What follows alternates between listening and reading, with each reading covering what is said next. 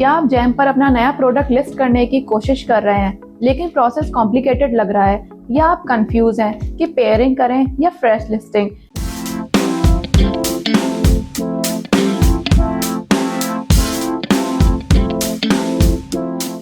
Hello everyone, आज की video में हम स्टेप बाय स्टेप सीखेंगे government e market place jam पर फ्रेश प्रोडक्ट लिस्टिंग कैसे करनी है।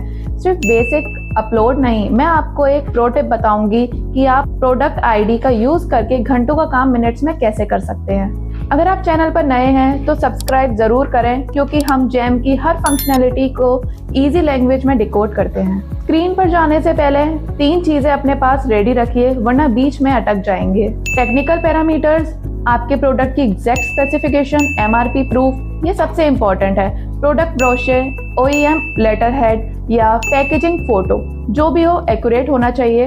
3 इमेजेस, आपके प्रोडक्ट की 3 अलग अलग फोटोज रेडी। आइए स्क्रीन पर चलते हैं। सबसे पहले जैम लॉगिन करके मार्केट में अपनी कैटेगरी सर्च करें। मान लीजिए हमें टेबल अपलोड करना है। कैटेगरी ओपन करते ही आपको सेल इन दिस कैटेगरी का बटन दिखेगा, चाहे वो क्वाड्रेंट 3 हो या 4।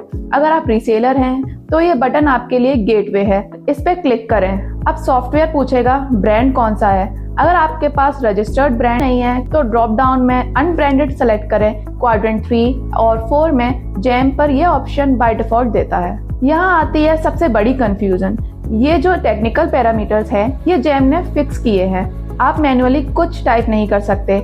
आपको ड्रॉप डाउन में से ही सेलेक्ट करना है कि आपके प्रोडक्ट में क्या फीचर्स है। ध्यान रहे, यहाँ सारे पैरामीटर्स मैंडेटरी होते हैं, आप किसी को भी स्किप नहीं कर सकते। अगर आपका एग्जैक्ट पैरामीटर नहीं मिल रहा तो क्लोजेस्ट पैरामीटर सेलेक्ट करें, लेकिन गलत इंफॉर्मेशन मत भरिए। सेव करते ही जैम आपको दिखाएगा कि भैया ये प्रोडक्ट तो पहले से ही है, कॉपी कर लो। लेकिन हमें कॉपी नहीं करना है, हमें फ्रेश लिस्टिंग करनी है। तो हम प्रोसीड विद न्यू आइटम पर क्लिक करेंगे। अब मॉडल नंबर और प्रोडक्ट नेम भरिए। ऑथराइजेशन नंबर, अगर अनब्रांडेड है तो आप कुछ भी डाल सकते हैं। Country of origin India select करें और make in India percentage declare करें। अब आते हैं MRP प्रूफ पर। यहाँ गलती मत करना, अगर आपने 50,000 MRP लिखी है तो प्रूफ में भी वही मॉडल और वही प्राइस दिखना चाहिए। अगर आपको ब्रोशर 40 प्रोडक्ट्स दिखा रहा है और क्लियर नहीं है कि आप कौन सा बेच रहे हैं तो जैम पर टीम इसे रिजेक्ट कर देगी। Be specific. अब वापस पैरामीटर का पेज खुलेगा। ये टास्क थोड़ा टीडियस और लेंथी होता है, क्योंकि एक एक करके सब सेलेक्ट करना पड़ता है, लेकिन यहाँ मेरी एक प्रो टिप है जो आपका टाइम बचाएगी। अगर आपको लगता है कि आपने कोई गलती कर दी है या आपको पैरामीटर भरने में बहुत टाइम लग रहा है तो सेल इन दिस कैटेगरी में वापस जाएं। वहाँ एक ऑप्शन होता है क्लोन कैटलॉग स्पेसिफिकेशन। किसी भी एग्जिस्टिंग सही प्रोडक्ट की प्रोडक्ट आईडी कॉपी करके यहाँ पेस्ट कर दीजिए। देखा, सॉफ्टवेयर ने सारा टेक्निकल पैरामीटर्स ऑटोमेटिकली भर दिया। Last step, images.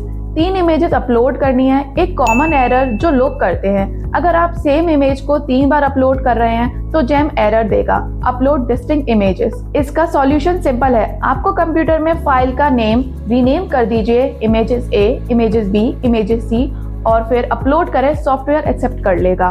Term accept करते ही पब्लिश कर दीजिए। अब स्टेटस आ जाएगा वेटिंग फॉर एडमिन क्लियरेंस।